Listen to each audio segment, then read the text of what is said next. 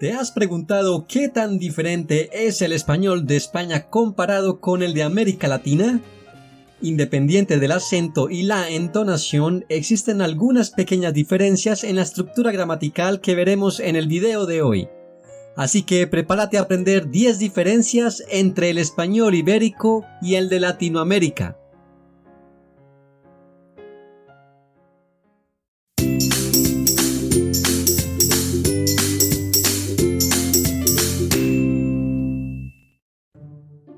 Como todos sabemos, los españoles llegaron a América por accidente en el año 1492, pensando que habían llegado a las Indias Orientales. Desde entonces, comenzó un largo periodo de colonización en los territorios que hoy comprenden los países de habla hispana, desde México hasta Argentina. Los primeros españoles establecidos en América provenían en su mayoría de Andalucía en España. Sin embargo, además de las diferencias en la pronunciación originada en los nuevos territorios, también hubo algunos pequeños cambios en la gramática. A continuación veremos algunos ejemplos de estos cambios. Número 1. El voceo. Consiste en utilizar el pronombre en segunda persona plural vos en reemplazo del pronombre tú. Este uso fue común en España incluso hasta principios del siglo XX y era usado para dirigirse a una persona de manera respetuosa. Sin embargo, entró en desuso y hoy en día está completamente desaparecido en el país ibérico, pero subsiste en países como Argentina, Uruguay y algunas regiones de Chile, Bolivia, Colombia, Venezuela y Centroamérica. Número 2. El uso del diminutivo. El diminutivo se usa para denotar un tamaño pequeño o también como una expresión de cariño. Sin embargo, depende del contexto, puede también tener una connotación despectiva.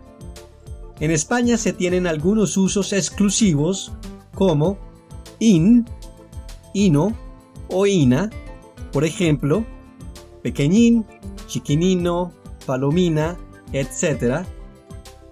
Ete o eta, como en el caso de palacete, amiguete, tamborete, etc. Illo o illa, como en pececillo, cancioncilla, etc. En América Latina está más difundido el uso de los diminutivos ito o ita, aunque también usado en España, como gatito, casita, chiquito, etc. Y también el diminutivo tico o tica, como en el caso de poquitico, maletica, etc. Número 3. Preferencia de la conjugación en el tiempo pasado.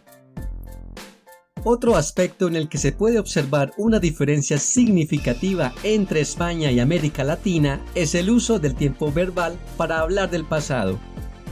En el país europeo es común emplear el pretérito perfecto compuesto para marcar las acciones que han ocurrido recientemente, como en el caso de he ido a comprar frutas al mercado y me han robado $1000 en la escuela.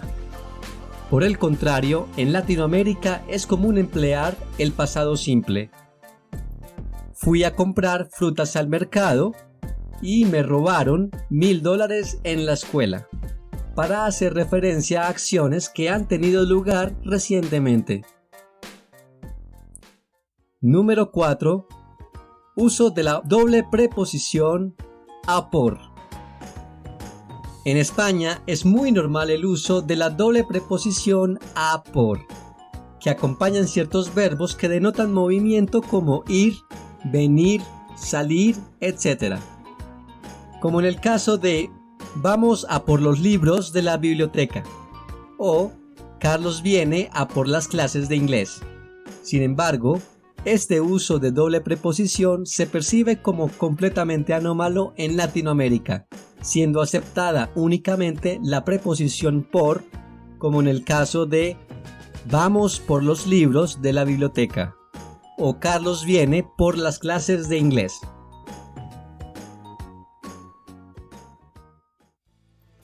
Número 5. Uso de vosotros y ustedes. Es quizás una de las diferencias más notorias entre ambos grupos del español.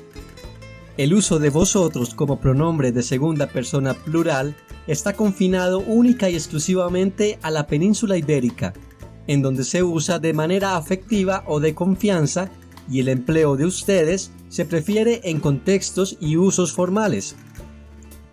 En Latinoamérica se usa solamente el pronombre ustedes, tanto en interlocuciones familiares y de confianza como en formalismos o con personas que no se conocen. Número 6. El género gramatical de algunas palabras. Aunque no suele suceder a menudo, algunas palabras tienen diferente género gramatical dependiendo si se usan en España o América Latina. Por ejemplo, en España se dice la sauna, en Latinoamérica el sauna.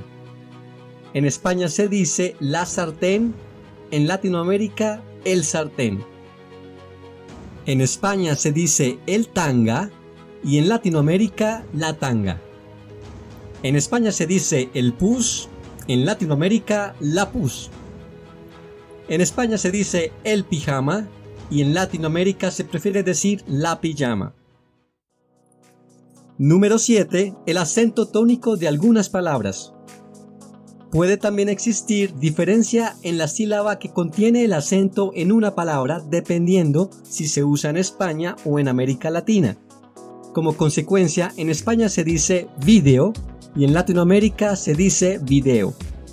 En España se dice chofer y en Latinoamérica chofer. En España se dice chasis y en Latinoamérica chasis. En España se dice cóctel, en Latinoamérica cóctel. En España se dice reuma y en Latinoamérica reuma. Número 8. Uso del pronombre de objeto directo masculino lo. El pronombre de objeto directo reemplaza un objeto, nombre o persona en una oración. Por ejemplo, tenemos la frase él es Paulo. Conozco a Paulo desde hace mucho tiempo. Se puede usar el pronombre de objeto directo lo para reemplazar a Paulo de la siguiente manera: él es Paulo, lo conozco desde hace mucho tiempo.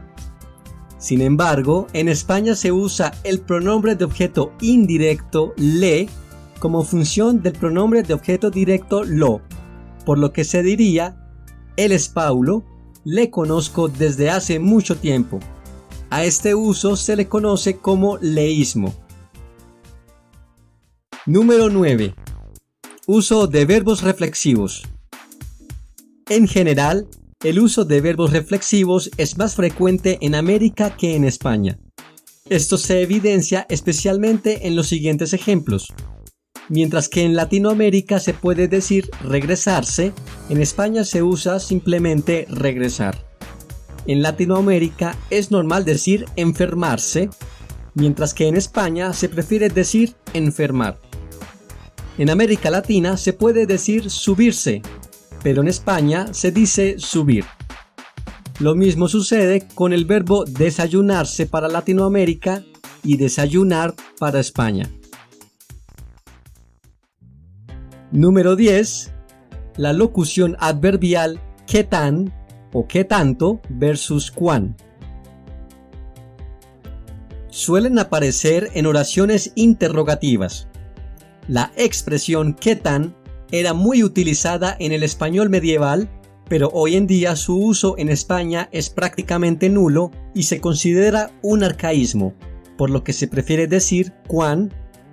Por el contrario, en América Latina aún prevalece su uso en la lengua común, como en el ejemplo ¿qué tan lejos está la estación?